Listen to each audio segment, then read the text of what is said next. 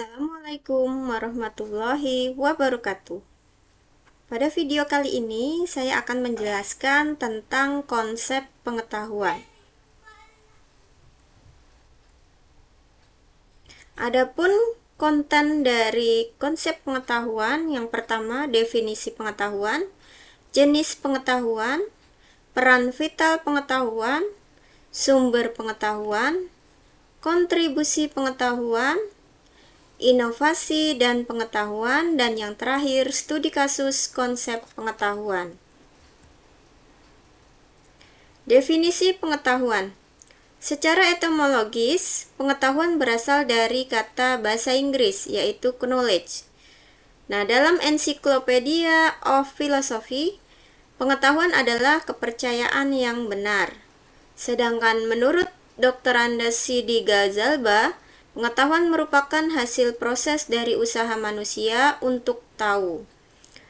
Kemudian dalam kamus filsafat, pengetahuan adalah proses kehidupan yang diketahui manusia secara langsung dari kesadarannya sendiri. Dan terakhir, menurut John Dewey, pengetahuan itu harus benar. Kalau tidak benar adalah kontradiksi. Jenis-jenis pengetahuan. Di sini jenis-jenis pengetahuan ada 4.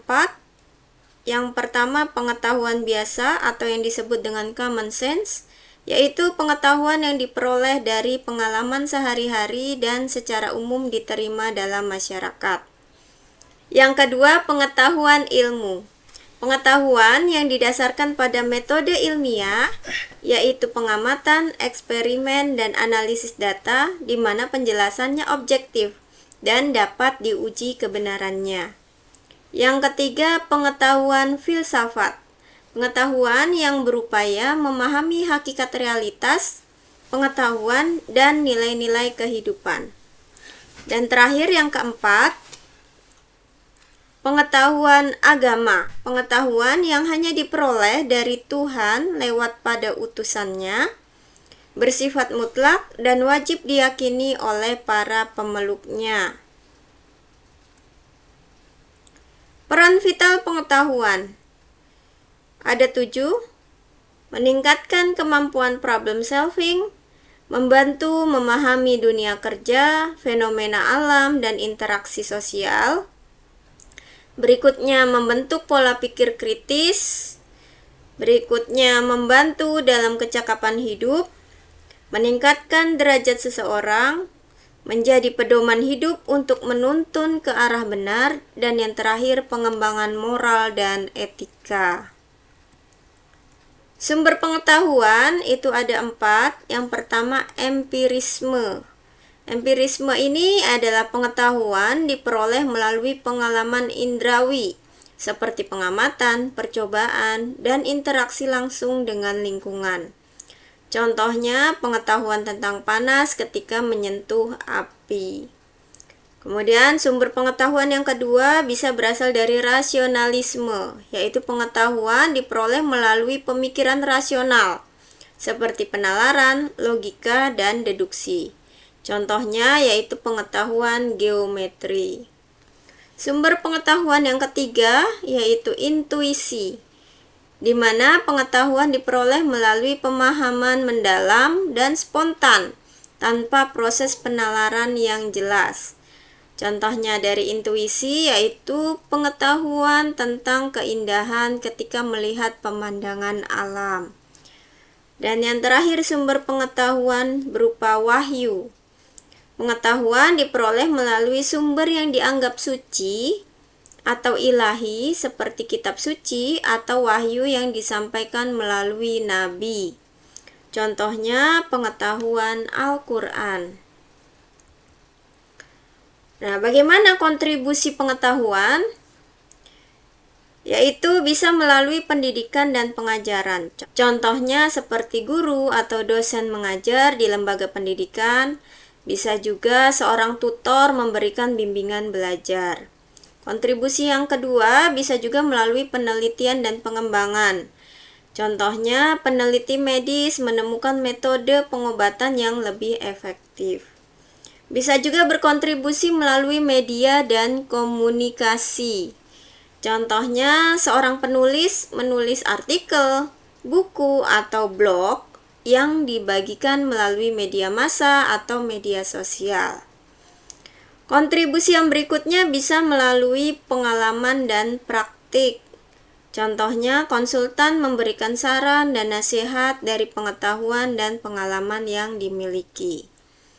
Dan yang terakhir, kontribusi pengetahuan juga bisa melalui kolaborasi dan kerjasama, yaitu berpartisipasi dalam forum diskusi atau seminar dan menjalin kerjasama dengan lembaga atau organisasi lain. Nah, inovasi dan pengetahuan. Inovasi dan pengetahuan saling terkait erat. Pengetahuan adalah bahan baku dan dasar pemikiran untuk inovasi. Sedangkan inovasi adalah hasil dari pemanfaatan dan pengembangan suatu pengetahuan.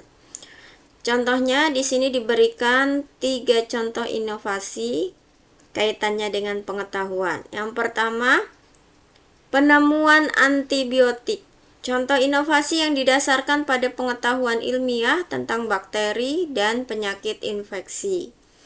Yang kedua, perubahan pada metode produksi di pabrik, seperti penggunaan robot dan otomatisasi, adalah contoh inovasi yang didasarkan pada pengetahuan tentang teknologi dan rekayasa.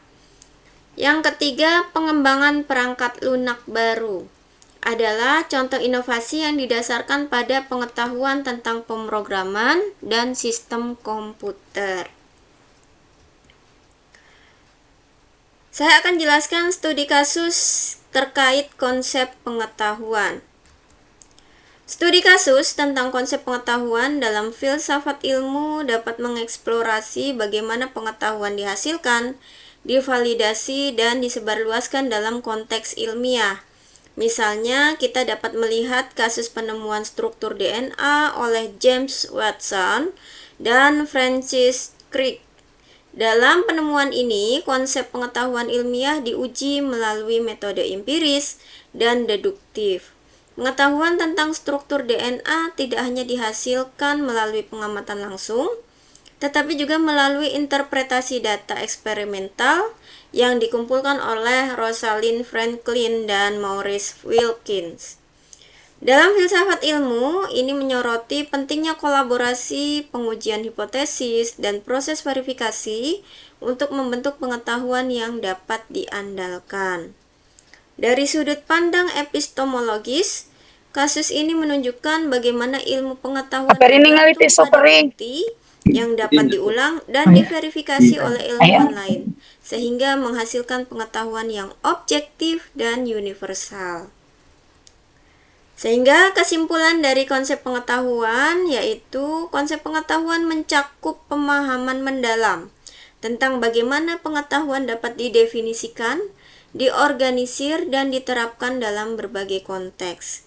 Pengetahuan dapat didefinisikan sebagai kumpulan informasi, fakta, dan keterampilan yang diperoleh melalui pengalaman atau pendidikan. Ada berbagai jenis pengetahuan, termasuk pengetahuan biasa atau disebut dengan common sense, pengetahuan ilmu, pengetahuan filsafat, dan pengetahuan agama. Kesimpulan kedua bahwa pengetahuan berperan vital dalam pengambilan keputusan, inovasi, dan kemajuan individu maupun masyarakat. Terima kasih, sampai jumpa di video penjelasan yang lain. Wassalamualaikum warahmatullahi wabarakatuh.